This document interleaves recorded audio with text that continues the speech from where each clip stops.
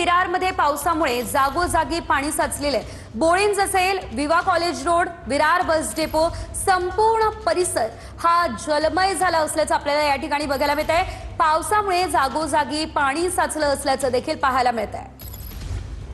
मुंबई शहरासह उपनगरांमध्ये देखील आता पावसानं तुफान बॅटिंग करण्यास सुरुवात केलेली आहे आणि एकंदरीत आपण जर बघितलं तर आज रेड अलर्ट संपूर्ण मुंबई आणि उपनगरांना देण्यात आलेला आहे। ही तीनही दृश्य बघा, अतिशय महत्त्वाची। बोळिंज रोड हा पूर्णतः पाण्याखाली गेलेला आहे। ही विरार मधली केवळ परिस्थिती आहे। विवा कॉलेजचा जो रोड आहे तो देखील पूर्णतः पाण्याखाली आहे। विरार बस डेपोचा परिसर पूर्णतः जलमय झालेला आहे। ही तीनही दृश्य आपल्याला सांगताय की त्या ठिकाणची परिस्थिती अतिशय भीषण आहे। त्यामुळे नागरिकांनी घराबाहेर निघताना काळजी घ्यावी, गरज असेल तरच घराबाहेर पडावं, कारण या पाण्यातून वाट काढणं अतिशय कठीण होत आहे। वाहन चालकांना देखील अनेक समस्यांचा सामना हा करावा लागतोय। विरार मधली ही तीनही दृश्य आपण पाहतोय, बोळिंज रोड, विवा कॉलेज रोड आणि विरार बस डेपो। मोठी बातमी, वसई विरार पालिका नियंत्रण कक्षेतून आयुक्तांकडून स्थितीचा आढावा घेण्यात आलेला आहे। तर विरारमध्ये परिस्थिती हाताबाहेर जाताना आपल्याला दिसते आणि त्यामुळे आता स्वतः नियंत्रण कक्षेतून आयुक्तांनी परिस्थितीचा आढावा घेतलाय। अनेक ठिकाणी नागरिकांच्या घरामध्ये, दुकानांमध्ये पाणी शिरतंय, रस्त्यांवरती मोठ्या प्रमाणात पाणी साचलेलं आहे। त्यामुळे संपूर्ण विरारमधल्या परिस्थितीचा आढावा घेतला जातोय। अधिकचे अपडेट आमचे प्रतिनिधी विजय गायकवाड यांच्याकडून घेऊयात। विजय, आपण पाहतोय वसई विरारमध्ये परिस्थिती जी आहे ती काहीशी नियंत्रणाबाहेर जाताना दिसतीये। सर्व रस्ते जलमय झालेले आहेत आणि या परिस्थितीचा आयुक्तांनीही आढावा घेतलाय। काय अपडेट?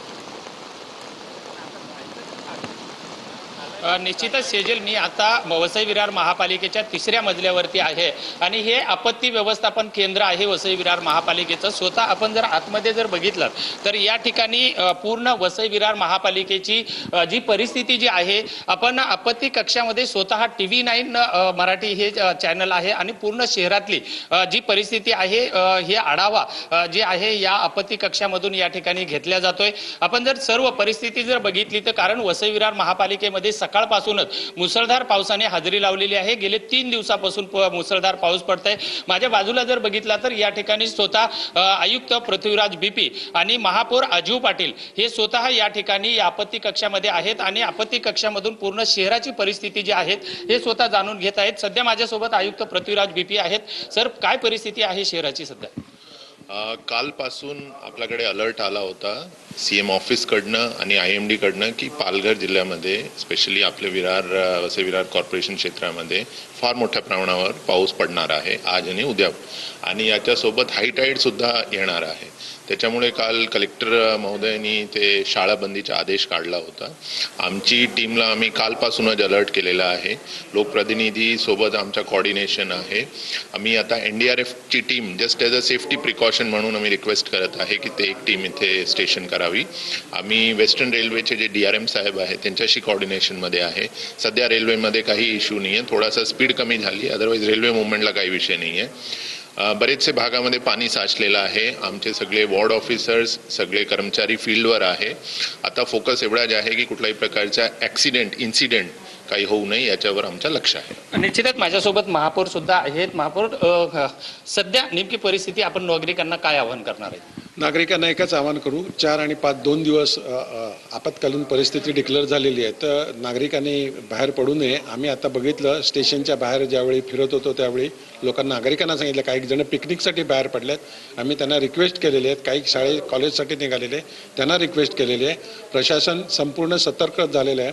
कालपासून आमचे आयुक्त, अतिरिक्त आयुक्त सगळी टीम ही कामाला लागलेली आहे। रात्री देखील ते तिकडे होते, आज सकाळीपासून ते फिरून आलेले आहेत। आता आपत्कालीन व्यवस्थापन ते निश्चितच शेजल, आपण जर बघितलं तर हे वसई विरार महापालिकेचा आपत्ती कक्ष आहे आणि या कक्षामध्ये पूर्ण जे कर्मचारी आहेत या ठिकाणावरून पूर्ण शहरामधल्या नागरिकांशी संपर्क करत आहेत।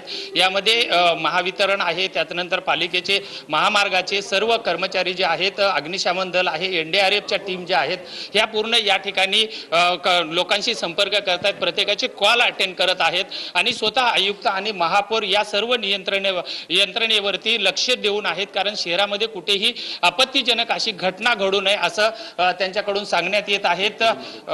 स्वतः अतिरिक्त आयुक्त संजय हेरवाडे हे स्वतः स्पॉटवर प्रत्येक ठिकाणी त्यांनी आढावा घेऊन या ठिकाणी आलेले आहेत. सर, शहरातली काय अगदीच परिस्थिती विजय, या आहे तुम्ही जाऊन संदर्भात आलात? अपडेट तुमच्याकडून घेत राहू. मात्र ठिकाणी सर्वात महत्त्वाचं सकाळपासून- म्हणजे पाण्याचा निचरा होणं गरजेचं आहे आणि पाण्याचा निचरा होत नसल्यानं अनेक ठिकाणी हे पावसाचं पाणी जे आहे ते जमून राहिलेलं आहे. आयुक्तांनी परिस्थितीचा आढावा घेतलेला आहे.